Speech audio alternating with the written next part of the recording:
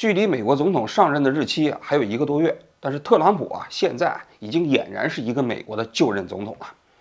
最近一段时间他在自己的银湖庄园别墅里头接见了加拿大的总理特鲁多，也包括匈牙利的总统包括台湾的总统赖清德也专门派了一个特使，悄悄咪咪的跑到了银湖庄园，给特朗普送了一个祝贺函。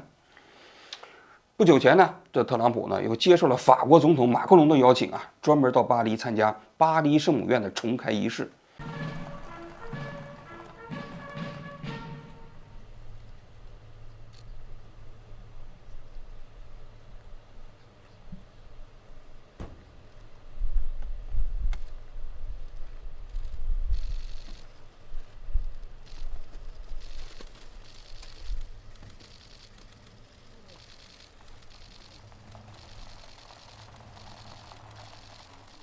这巴黎圣母院大家都知道了那是西方艺术和宗教的汇聚点那几年前呢，一把大火给烧了，那么一修了好几年，现在终于重开了，这可是一件大事所以你看，巴黎圣母院那天重开仪式上那个各国政要云集然后那唱诗班的那个歌曲场面极其恢宏。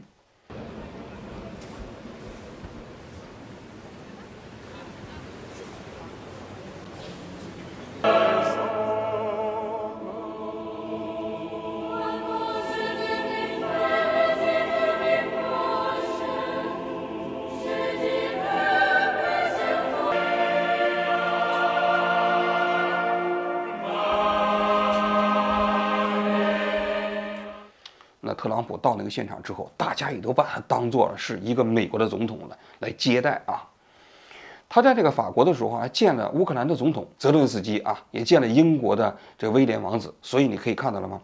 这特朗普现在基本上已经接管了美国的外交事务当然内政他还管不了但外交这方面他已经开始进行了各个方面的布局，甚至开始直接的参与了。就在上周，特朗普的团队又传出了一个大新闻。什么大新闻呢？就特朗普准备邀请中国国家主席习近平参加在1月20号他举办的特朗普的总统就职典礼。这可不得了你要知道就有人说从1874年以来，美国政府有记载以来美国是从来没有邀请过外国的元首参加过美国总统的就职典礼，都是自己搞。美国认为自己的总统就职仪式是自己的内政嘛，然后呢，这个内政的过程中也不需要外国的元首来参加，所以从来没有过。那你想想，邀请习近平，所以很多人都认为这是给习近平的一个殊荣I was even thinking about inviting certain people to the inauguration, and some people said, "Wow, that's a little risky, isn't it?" And I said, "Maybe it is. We'll see. We'll see what happens." 第二点，你想想，习近平那是中国的国家主席，这些年来，很多人都认为这习近平包括中共都是美国全球范围内的直接的竞争对手，甚至就是战略对手，甚至就是敌人。美国国内现在也基本上这个鹰派的观点认为，对待中国就是要脱钩，就是要跟中国在各个领域内开始全面的竞争。那你特朗普啥意思你要邀请习近平去参加自己的就职典礼。那特朗普在上任之前也曾经说过 President Xi was, and I would say is, a very good friend. We broke up a little bit. You know the way friendships break up? A thing called the China virus broke us up. Now, I've always had a very good relationship with him. Very, very strong, smart man. But I don't think we'll have a conflict with China. I think we'll get along with China, and I think we'll get along with Russia, and I think we'll get along with Ukraine, and I think we're going to get that one settled. 所以说，特朗普这个人让人捉摸不透，不知道这个人心里头到底打的是什么算盘呢？所以很多人都觉得这样一个新闻出来之后，直接有点发懵。一开始大家还不相信呢，很快2天之前，特朗普自己的新闻团队的发言人呢就出来证实了这个消息。It's going to be up to President-elect Trump to decide who's going to sit with him there at the inauguration, who's going to be there. We've worked really hard on this most consequential of bilateral relationships. The president met with Xi Jinping a number of times, including recently, and as you know, at APEC. And we believe that as we get ready to turn over things to the Trump team, that we're turning over a U.S.-China relationship that is in better shape than the one we founded. And that doesn't mean that we don't have disagreements. We do, and we will, and I'm sure they will too. But we're working hard on this relationship, and we'll do that right to the end. 说11月初啊，特朗普啊竞选获胜之后，很快就向习近平发出了这个邀请。大家都知道啊，特朗普当时啊这个胜选之后呢，很多国家的要人呢都跟他打电话啊，然后有的还直接飞过去见面啊。特朗普当时第一时间跟习近平通了电话。那我现在猜测，很可能特朗普第一时间跟习近平打电话的时候，就向习近平发出了这个邀请。外电报道啊，说啊，中国接到特朗普的这个邀请之后，很意外，他用了“很意外”这2个词啊。所谓很意外啊，实际上就是说，这中国好像是也有点懵，说特朗普你到底是卖的什么药啊？你怎么直接邀请中国国家主席习近平去参加你的就职典礼呢？你们之间又不是哥们儿，你真以为是哥们儿吗？是吧？但是中国对这件事情守口如瓶，这件新闻披露出来，也不是通过中国披露出来的，全都是通过美国的媒体披露出来的。所以你看到了吗？中国始终没有对特朗普邀请中国国家主席习近平啊参加就职典礼的事情呢直接回复。包括驻美大使谢锋，有记者问他的时候，他说无可奉告。毛宁在面对记者提问的时候，他也说啊，我目前没有可以发布的消息。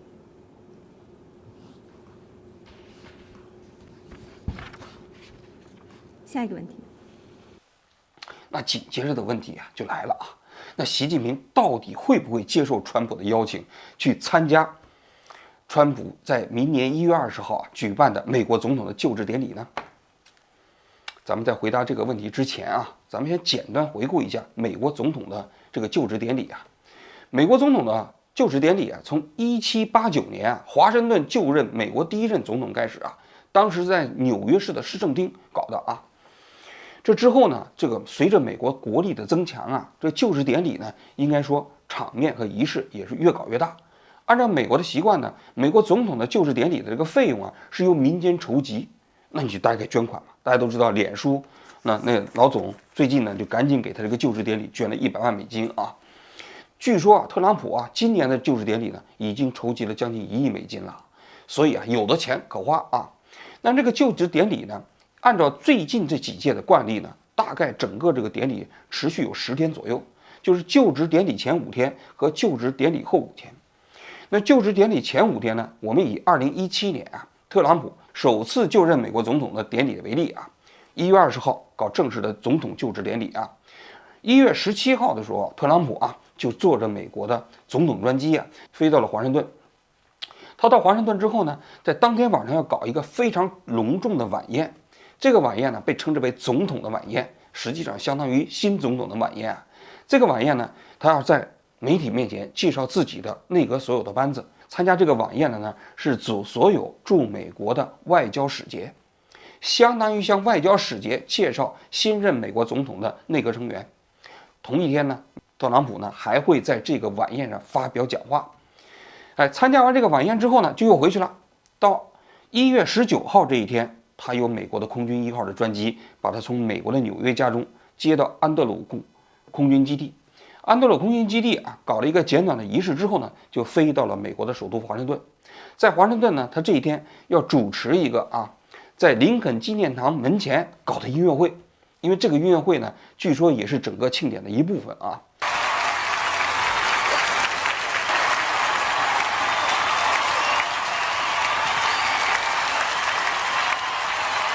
当天晚上呢，他要下榻在美国后任总统专门的一个官邸里。那么到了1月20号早晨呢，按照惯例呢，新任的美国总统要跟自己的夫人呢，要专门去到一个教堂里头做弥撒、做礼拜。做完礼拜之后呢，要驱车赶到白宫，要会见美国的上一任总统。两个人见面的时候要互赠礼物。Iconic Tiffany box was seen when the Trumps stepped out of their car to greet the Obamas at the White House. It led to this awkward exchange. 互赠完礼物之后呢，这新总统跟上一任总统呢，要一起乘坐一个敞篷汽车到美国的国会大厦门前去参加这个就职典礼。沿途呢，有美国很多民众在马路旁边夹道欢迎场面非常盛大。美国的这个总统就职典礼呢，一般来说都是手握圣经，据说这个圣经还是当年林肯曾经使用过的啊，来宣誓。Please raise your right hand and repeat after me. 随着我重复， I, Donald John Trump, do 我 solemnly 唐纳 swear 德·川普谨庄严宣誓， that I will faithfully execute 我将 I will faithfully 忠实执行 the office of President of the United States 和中国总统职务。宣誓的对象是谁呢？主持这个美国总统啊，这个就职典礼的对象是美国的联邦最高法院的大法官。这个跟很多国家都不一样。你看台湾呢，就是立法院院长啊来主持啊，但是在美国呢，是由联邦法院的大法官来主持。宣誓就职完了之后呢，美国总统要发表一个就职演说。那么在美国总统这个就职典礼过程中非常盛大啊。那么像特朗普那次的总统就职典礼啊，据说参加的人数有90万，而奥巴马那一次啊，据说有100多万呢。那么在美国整个国家这个建筑群那个范围内啊，它在那个国会大厦的对面有一条长长的大道。这条大道呢，在美国总统就职典礼的过程中间是开放的，你也不要钱，每个人都可以参加。所谓的80-90万民众都是涌现在这个区域里头啊。那比较靠近前面那个区域就得花钱了，你得花钱买。所以你看最近这几年啊，在国内有人专门卖这个，你要是参加美国总统的就职典礼，最高的有5万美金一张票的，最低的好像是25000美金啊。你再高点，据说还可以跟美国总统当天晚上参加晚宴啊，你在一个房间里头一起吃饭啊。所以上不封顶都是给美国总统捐钱嘛，是吧？美国这个国家就是市场经济国家，大多数都可以来钱解决啊。但是那些真正的贵宾，比如说美国参众两院的议员，一些驻外使节，有一部分呢是在美国总统就职演讲的身后，那是一个贵宾区，在他的讲台下面也有一个贵宾区。那这个贵宾区呢，你就坐在那儿，有的甚至是站在那儿听美国新任总统的就职演说。那就职演说结束之后呢，美国总统啊就要送上一任总统的离开，要登上直升飞机飞到美国的安德鲁空军基地，因为你这个现任总统你就再不能坐空军1号了，这空军1号属于新总统的了，只能坐直升飞机去安德鲁空军基地了。那么这之后呢，又有游行啊，又有庆典活动啊，大概还有5天时间。这是整个美国总统就职典礼的大概的这么一个程序啊。其实听完这个程序啊，我就在想，大多数人就知道了，中国国家主席习近平其实根本没有可能去参加美国总统的就职典礼。为什么呢？大家来听我分析一下。首先第一点就是中国国家元首从来没有出席过别的国家元首就职典礼的这么先例，从来没有过。大家都知道，刚建国的时候中国不是实行一边倒的外交政策吗？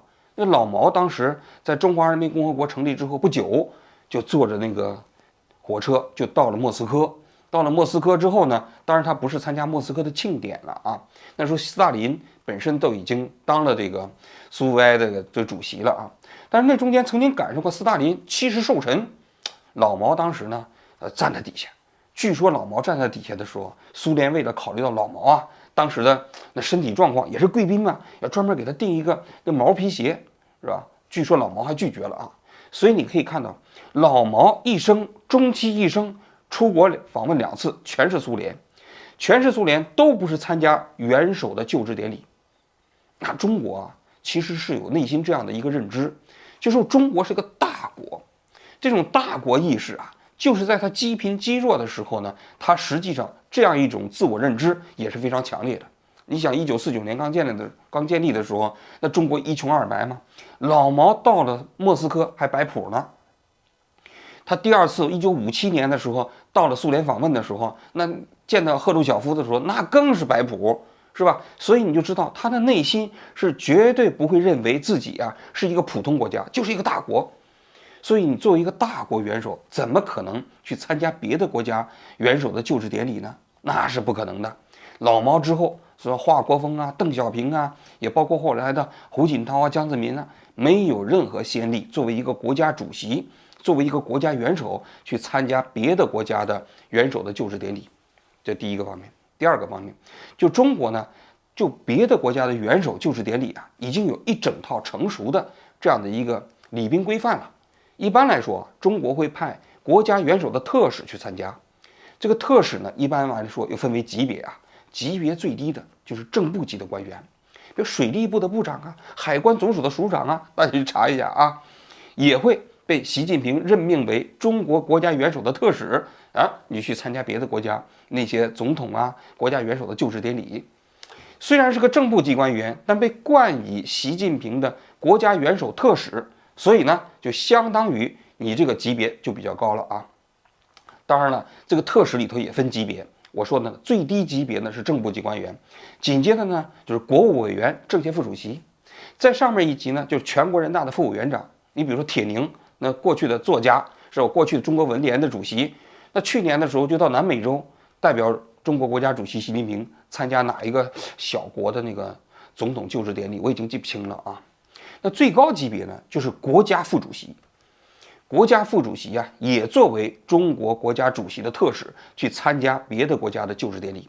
大家可以看一下啊，王岐山当国家副主席的时候出访华里寺，都是作为中国国家主席的这个特使去参加这种礼节性的访问。你比如说英国女王的葬礼，王岐山当时就是作为国家主席的特使去参加的。你从王岐山去参加英国女王的葬礼，你就知道习近平也不可能去。为什么呢？王岐山虽然作为国家主席的这个特使去出席英国女王的葬礼啊，当时在现场戴一口罩，混迹于整个一大帮的那个人群中，根本没有人特别在意他。你想想，习近平怎么可能去呢？所以王岐山到那个地方都没什么存在感，因为英国女王的葬礼实在是太宏大了，太盛大了，全世界几乎所有国家都派了元首级别的官员去了。那你在西方世界中，中国本来就不是一个特别重要的角色嘛，是吧？所以呢，你可以看王岐山当时，这是中国派出的国家元首特使最高的一个级别。日本的明仁天皇的继位典礼，那王岐山也是代表中国国家主席习近平来参加。当然了，他到了日本之后呢，也顺便对日本进行了正式访问。你就知道，在中国的国家主席特使中间，参加别的国家的这个元首的就职典礼，最高级别就是国家副主席。所以这已经有一整套的规范了。就美国总统的就职典礼来讲，过去的规范呢，过去的惯例呢，都是中国的驻美大使、协夫人去参加。美国也只是邀请中国政府，然后中国政府的惯例一律都是派驻美大使来参加。所以你看，一整套的典礼啊，过去都非常成熟，不太可能轻易打破。因为中国这个国家在外交礼仪上是非常保守的，他不太愿意做那种超出常轨的那种举动啊，这是第二个方面。第三个方面，咱们说回习近平，就是说回到习近平就更不可能了。为什么呢？我们刚才讲了，中国国家副主席啊，也曾经有一个礼仪性的功能，就是代表中国国家主席去出席别的国家的总统就职典礼。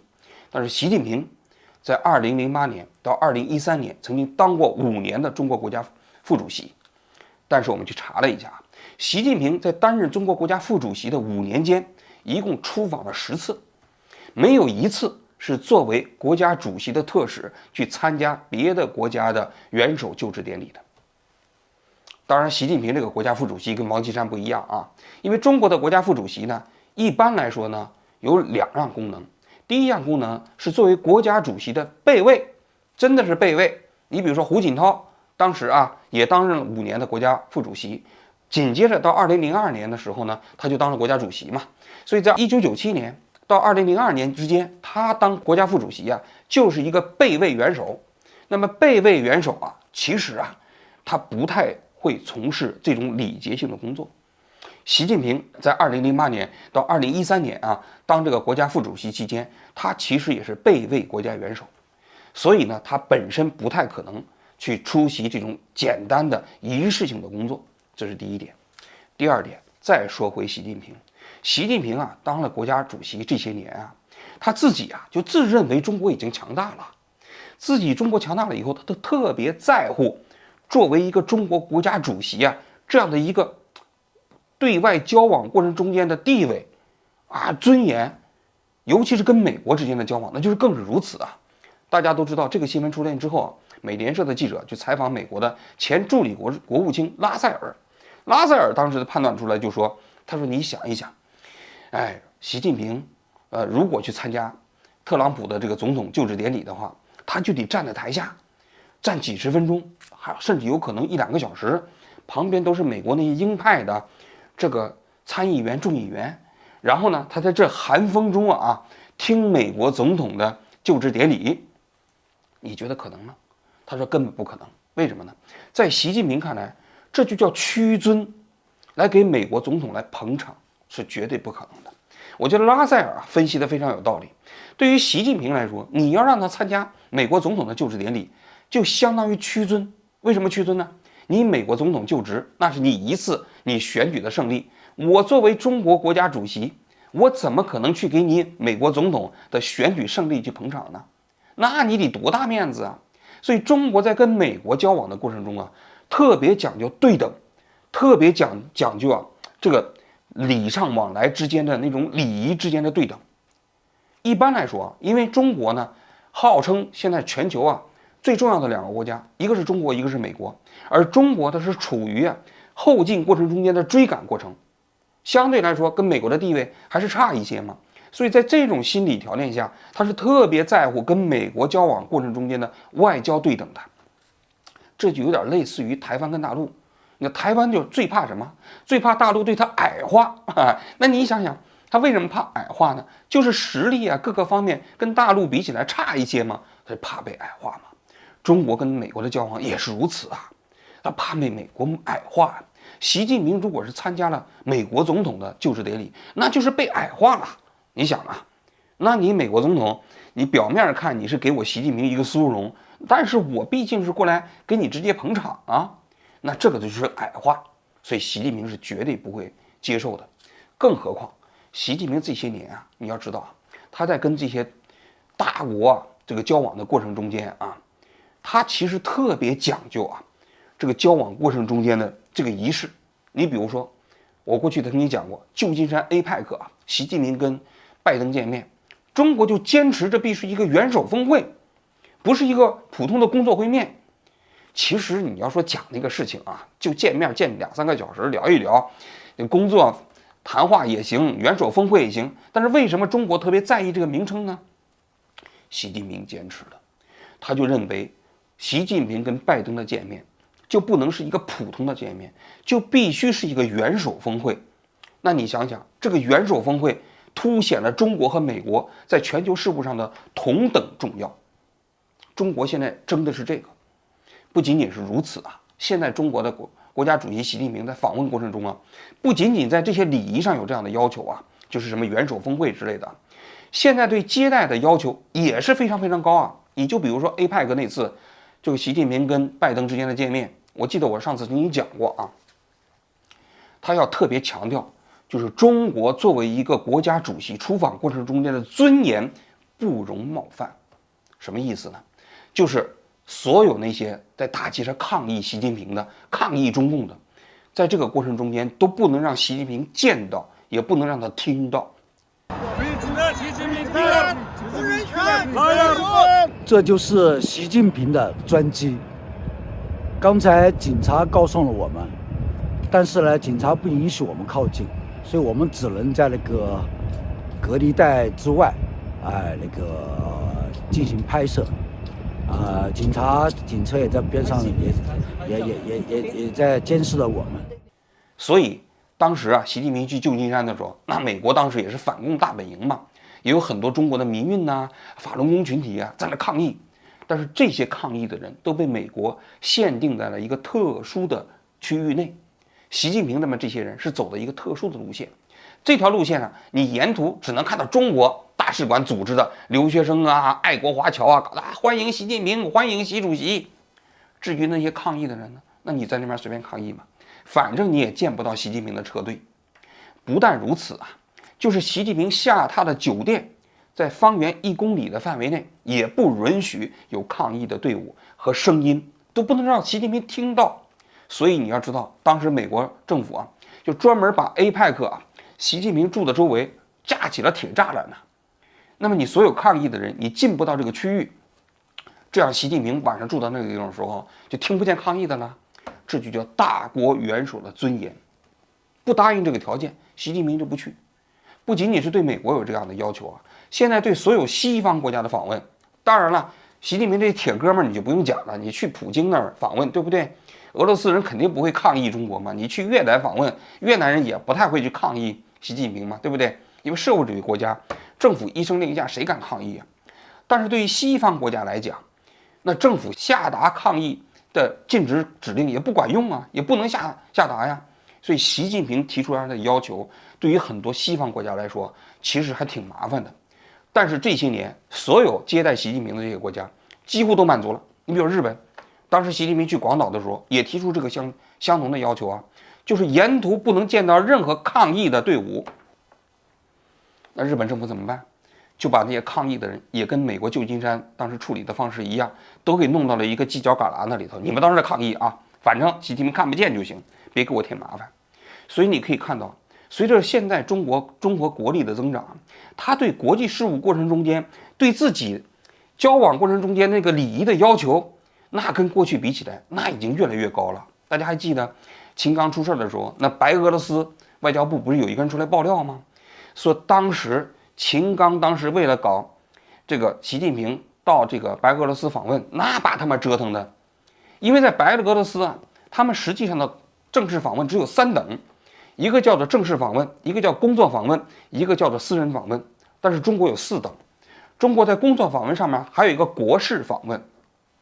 现在习近平出访一般都是要求国事访问，所谓国事访问跟正式访问之间，一般来说只有一个微小的区别，就是这个国事访问是对方的国家元首向中国的国家元首正式发出邀请的访问，这就叫在中国定义就叫国事访问。但是对于很多国家来讲，其实没有这种区别，就是一个正式访问。但是中国就逼着白俄罗斯必须定义习近平访问白俄罗斯是国事访问。 He just said that we need to check it again. And it was 2 a.m., right? This was a late night. And my colleagues, I mean, my first response was, I don't think that this is possible. This is late night. This is the people are already having their rest. So I don't think that it would be possible to visit the museum. But they just tried to approach my boss, and my boss agreed. So we finally they woke up their deputy director of the museum, and yes, he organized this excursion. He opened the museum, and we came there late night, and we were checking every single element inside the museum. What should be done? How should be done? Who will do what? And at what exact moment? And then the story that I wrote in Twitter is about the staircase, when the one that would be used by President Lukashenko and Chairman Xi Jinping, they counted steps, and they surprised me with that question. And the question was as following: what exactly step will Chairman Xi step when the music should be on? This was late night. I was sure that nobody really could answer that question. And that's why I just pointed at a random step saying that this would be this one. This was 3 a.m. and I didn't think that we need to spend more time on that. 由此你可见，就中国对这个外交礼仪的要求变态到什么程度。在这种情况下，你想一想，习近平怎么可能去参加特朗普总统的这个就职典礼呢？一丁点的可能都没有啊！但是说回来啊，既然特朗普已经向习近平发出这个邀请了啊，那习近平不会去，那么呢，现在大家都分析啊，极大的可能中国政府会派一个代表团去参加美国总统的就职典礼，因为你要是只还是派这个驻美大使啊谢峰去参加啊，好像是给人感觉啊就有点失礼，所以呢，中国有可能会派一个代表团。那这个代表团由谁来担任，又值得观察了啊！你比如说王毅如果去，那就比谢峰高一个级别了，是吧？因为王毅是政治局委员、外交部部长嘛，对吧？那么比王毅更高的一阶就是韩正，国家副主席，相当于王岐山，作为中国国家元首的特使去参加美国总统的就职典礼。当然了，也有人分析说，那也有可能派丁薛祥，我认为不太可能。丁顺元政治局常委，关键是也没有国家方面的职务啊。这个时候你要派他去的话，这个给人感觉啊不太可能。而且呢，这里头也有一种微妙的关系，就中国派哪一个级别的去，也反映出中国政府啊对特朗普政府的那样一种态度。就是特朗普现在还没有就职的时候，向中国国家主席习近平发出这个邀请啊，给人感觉好像是对中国呢，释放了一些善意。但这个过程中，中国既不能完全无视，但同时也不能显得特别热情，因为大家都知道，中美之间啊冲突说白了，在这些年来是个主基调。你在搞什么外交典礼啊，其实都掩盖不住中美双方啊在未来数年结构性的冲突。大家都知道是吧？在川普第一个任期的时候，中美开打贸易战，川普就执意要给中国加征25%的关税。从那之后，中美在经贸领域内的冲突啊，就始终没有断过。虽然拜登总统上台之后啊，关系似乎有所缓和啊，但是其实现在美国参众两院啊，美国的2大政党啊，对中国有着前所未有的一个共识，就是中国啊已经不是一个合作伙伴了，而是一个战略对手。这个战略对手还是个竞争对手，而且还是对美国不太友好、充满威胁的一个竞争对手。这应该是美国朝野双方啊现在的一个共识。那么在这个共识的情况下，大家都可以看到了，在经济上很多人主张跟中国脱钩，对吧？那包括美国跟中国之间啊，这个贸易的这个数字也在下降。现在美国已经不是中国的第1大贸易伙伴国了，中国也不是美国的第1大贸易伙伴国了啊。那前几年那个美国和中国都是互为第1大贸易伙伴国，现在都在下降了。而且呢，美国又宣布了一系列的针对中国的这些在经贸领域的限制性措施，比如说前不久宣布中国的电动汽车加征100%的关税，包括芯片领域内要限制对中国的使用。但是中国呢，中国其实也在采取一些措施对美国进行反制啊。大家有没有留心到啊？前几天中国就宣布了，要对很多稀有金属对美国进行禁运，比如说那些稀土啊，什么镓呀、铯呀什么之类的这些金属啊，这些金属啊都是现在美国在军工领域内啊非常需要的，甚至包括石墨啊。那么这对美国来说就是一个打击。所以《纽约时报》分析呢，这是中国跟美国在供应链层次啊进行一场这种所谓的贸易战。你美国不是你控制我的芯片吗？那我就搞你的这个供应链。你不要认为你这个芯片行业你现在可以卡我，但是你的芯片的供应链很多也是靠我们中国。所以中国啊现在对美国这个反制的措施啊，其实来的也挺快。有人都说中国的这些反制措施其实主要不是针对拜登政府的，因为拜登政府马上就卸任了嘛，就是给后任的特朗普，马上要上台的特朗普看的。因为习近平你想想，那已经干了这么多年了，静候特朗普上台啊。而特朗普也挺有意思啊，特朗普呢在竞选期间说，他上台之后要给中国加征60%的关税。那么现在全世界很多人都在看特朗普上台之后会不会对中国加征到60%。但是最近呢，特朗普就宣布呢，说我们首先要给中国加10%，还有墨西哥还有加拿大各加25%。理由是什么呢？说中国没有控制它的芬太尼流入到美国。你要知道啊，这3个国家一共占有美国的外贸数额的40%，那是数量非常大。你要加征25%，因为中国很多企业就是利用美国跟墨西哥之间没有关税嘛，都到那地方去设厂啊。那假如说他真的要是对这2个国家加征25%，那其实也会引起一系列的连锁反应。更值得观察的是，就是在这个过程中，特朗普对中国只宣布增加10%，对墨西哥和加拿大反而增加25%，这好像是对中国没有扬起那么高的那么关税大棒啊。那特朗普到底这葫芦里卖的什么药啊？所以啊，很多人都在分析，就是特朗普现在的内阁成员的班子里面啊，总体来讲，对华鹰派占主数，占绝大多数。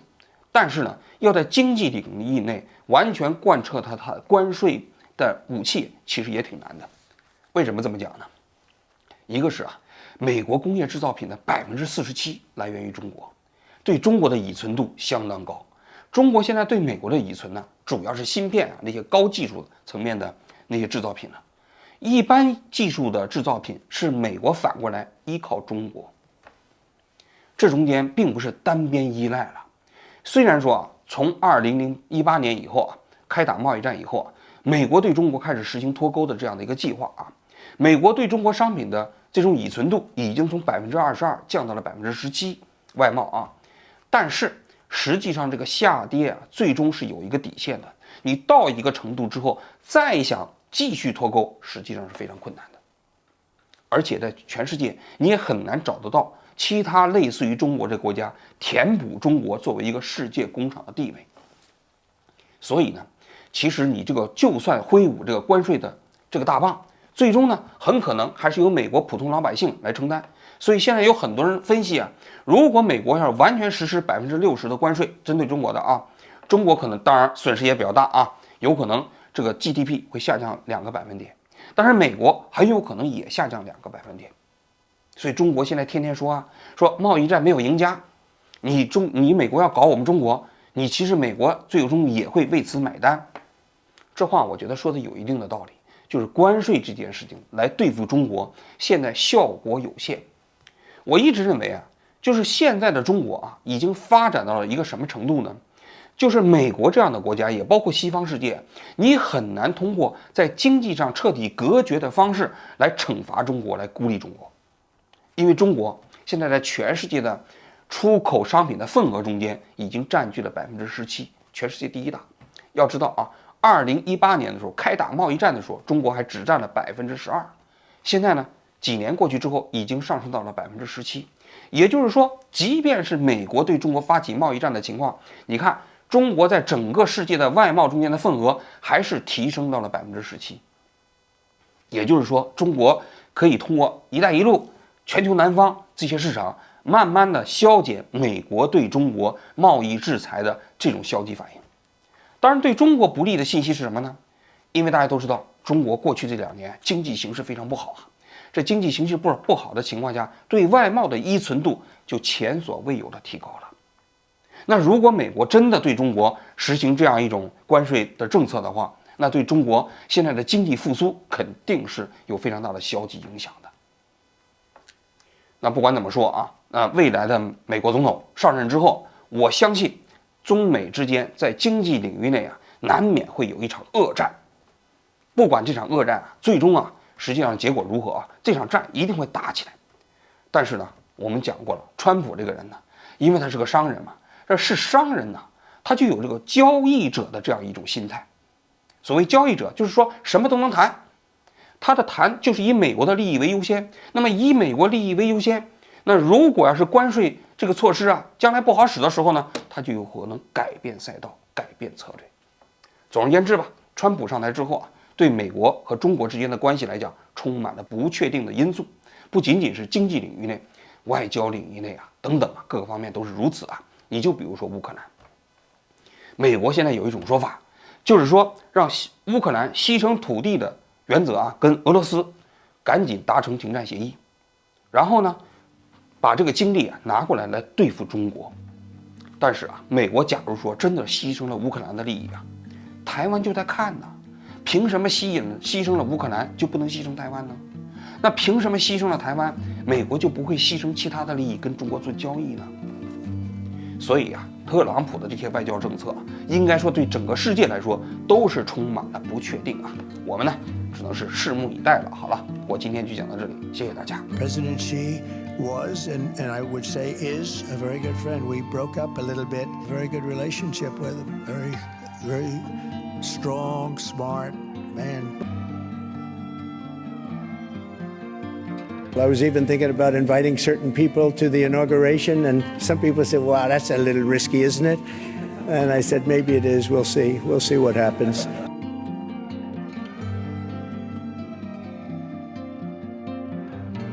我目前没有可以发布的消息。